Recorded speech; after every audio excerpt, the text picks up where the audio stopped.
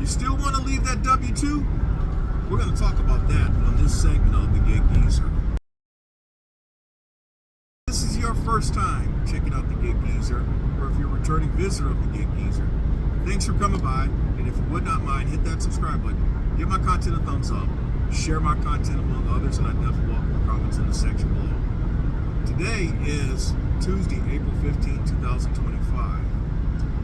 I am just beyond the Fountain Inn, South Carolina area, which is a suburb of the Greenville, South Carolina metropolitan area, which is along the I-85 corridor in South Carolina, an area that I'm very much familiar with.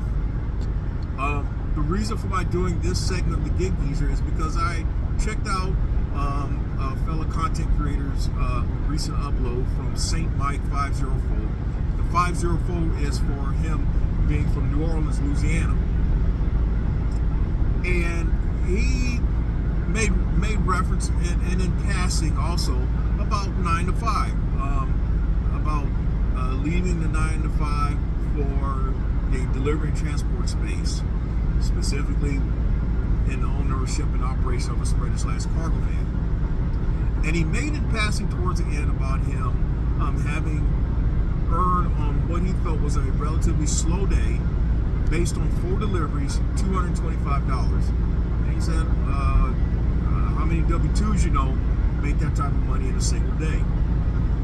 My reply to him was about, the first thing comes to mind, and I'm paraphrasing, is on that W-2, are you making $60,000 a year on that W-2? So for some folk who are leaving the W-2s, they may not be making $60,000 a year, and that's reason enough for them to try something else. Try the delivery and transport space, the gig economy, working the gig apps, and if you happen to have the resources, the pursuit of ownership and operation of a spreader/cargo van. But let's say you are on that job. First of all, let's say if you were making that $60,000 a year, you're leaving the security of $60,000 a year. Somewhere it's about $1,150 plus a week. The security of $1,150 plus a week.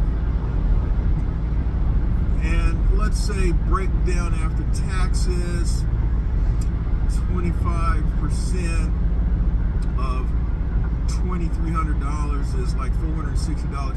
So you're leaving the security of taking home, just after taxes, we're not talking about your benefits yet, about $1,800 every 2 weeks. Okay? But that's money you know you got coming in. When you're working like St. Mike and myself, where you eat what you kill, you're not guaranteed of making $225 in a single day. You're not guaranteed of making $1,150 in a week, although the $225 a day, 5 days a week is $1,125, but you're not guaranteed of making that type of money. And while I'm at it, because recently I had uploaded content from a couple of years ago, I re-uploaded content from a couple of years ago to try to give some folk an opportunity to check out some Gig Geezer archives. Person smartly said, we're in 2025, you're in 2023. And I said, did you not pay attention that it said Gig Geezer archive? And also that this is my channel and I can re-release anything that I want. I'm very much aware that we're in 2025. And so what I'm going to talk about, while I may not have direct knowledge of certain things in 2025, I can talk from the basis of from 15 to 20 years ago. But it's enough relevance to get you to thinking about you making that move. It's one thing to research, do your research about a market. Everybody says, do your research about the market, do your research about the market. Well, there are some things that you may not be able to get a grasp of until you're out there. I happen to have the timing in that when I was already when I entered into the delivery and transport space, I was already working gig food apps, and some of the apps that I have mentioned in the past in the Gig Geezer archive, they either reintroduced themselves into the market or were introduced into the market for the first time in 2023. So I got in at a rather advantageous time. But there was still no guarantee of the type of money that could be made. And that's what I want to get at. But that was not my initial thought when I viewed St. Mike's content. My initial thought was about insurance, just among other things. If you want to think of leaving your W-2 for the flexibility of working when you want, however long you want, whenever you want. Leaving your W-2 for the pursuit of having autonomy of not having someone micromanaging you, the autonomy of someone not trashing you, despite how honorable and brilliant your work may be. There's always those type of people out there in a W-2 situation. Or it could be such an untenable situation where you have to leave, and maybe going out on your own is the next best option. Personally speaking, W-2 has not really been my best, it's been my strong suit. And so my working on my own as a 1099 is more fitting of my personality. Some would say I have a rather strong personality. And I have been in situations where there's been a lot of friction between myself and a superior or a supervisor. So my doing the 1099 route, I have no choice but to sink or swim. And I've managed to swim to this point in some capacity for the better part of 20 plus years. But when you think of leaving that W-2, one of the things that you also got to take into consideration, if this is not something that is already covered, is some of the things that you're taking into consideration is, what about health insurance? What about dental insurance? What about vision? Things do happen. And what I want to give you are some relatable numbers based on that, in terms of some of the things that you have to take in, that you need to also consider as a part of your research if you were to choose to leave your W-2. Now, I used to, as an insurance agent, one of the things I did was group benefits. I went out there and solicited for a business's health insurance, group vision, group dental, long and short-term disability, and even Aflac. And I was successful in some situations, depending on the size of the employer, put in all of that. Okay? I also did the individual health and individual disability policies and life insurance policies.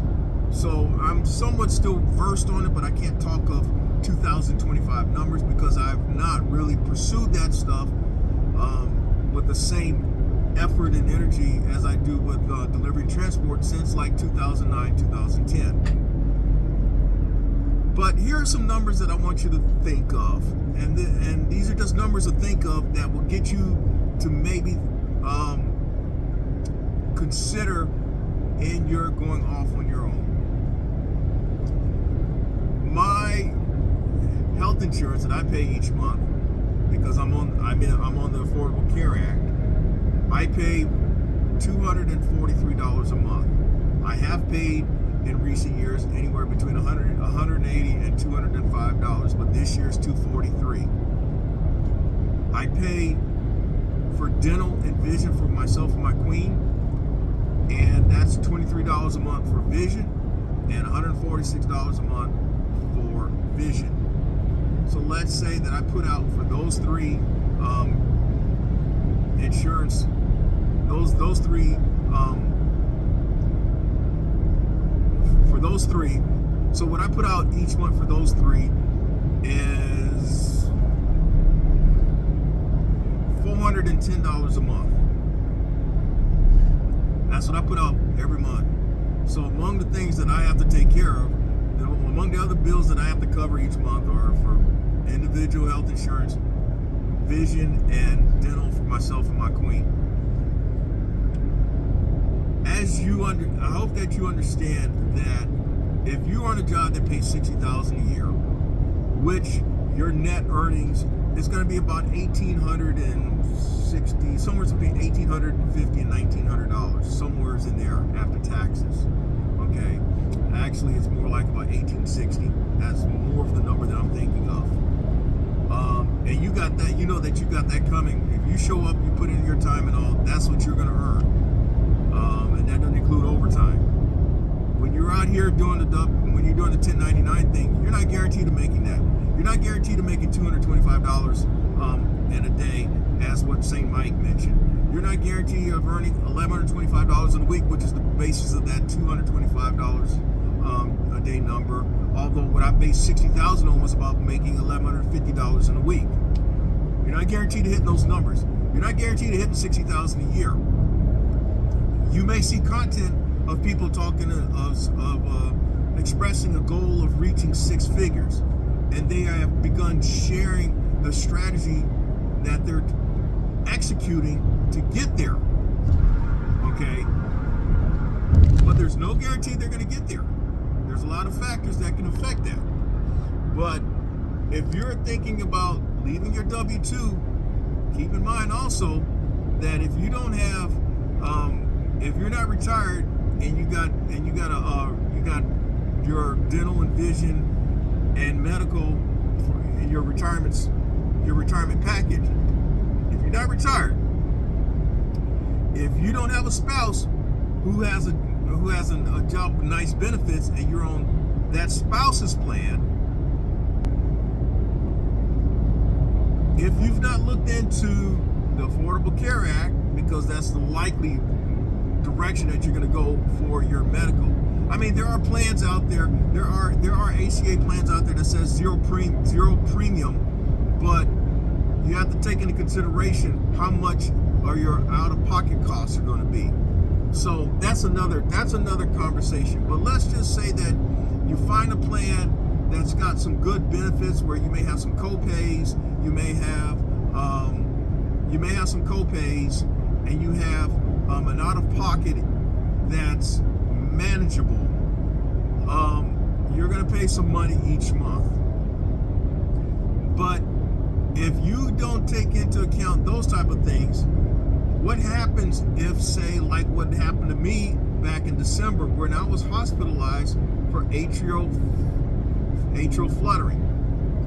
My hospital stay from Friday until Sunday was $26,000 because I had health insurance coverage, which I was able to take, which I had been able to maintain for the past several years.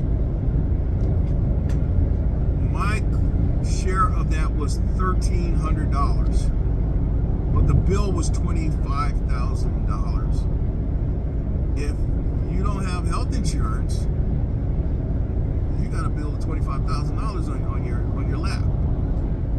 So you may not get something out of this. You may see that, this old guy, he's just rambling on. He's talking like somebody's parent. But yeah, I do talk like somebody's parent because I am a parent. But also, I see some of y'all as like kids of mine because I know based on YouTube's data, my main audience is between the ages of 35 and 44. And yes, if you're between the ages of 35 and 44, I am old enough to be your parent. Yes. So I just want you to think about that as a part of you doing your research, because there's a lot of, as with anything in life, there are costs involved. And what I just shared with you is just a small portion of the costs involved. As I mentioned, you may be in a position where you can get you a sprinter/cargo van and get it outright, pay for it outright. So then there's your cost of maintenance and insurance, whichever way you decide to go.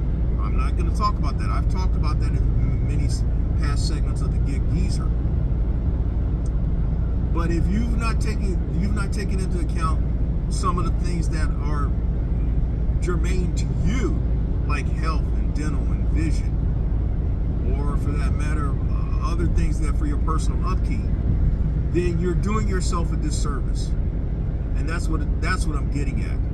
So if you got something out of this segment of the Gig Geezer, hit that subscribe button, give my content a thumbs up, share my content among others, and I definitely welcome your comments in the section below. I'm Inwood Lane. As always, may your grind and may your hustle continue.